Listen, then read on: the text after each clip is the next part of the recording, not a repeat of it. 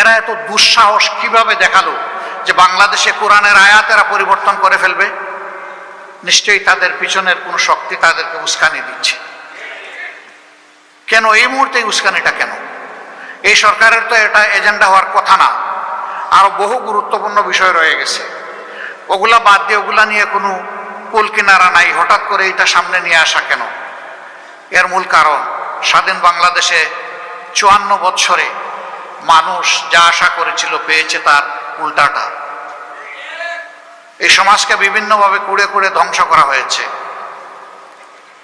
এখন এদেশের দিনদার ইমানদার যে শক্তিটা জেগে উঠেছে তাকে নিয়ে মানুষ নতুনভাবে স্বপ্ন দেখা শুরু করেছে। এই জায়গায় ইসলামী শক্তির মুখোমুখি আরেকটা শক্তিকে দাঁড় করিয়ে দেওয়া হচ্ছে,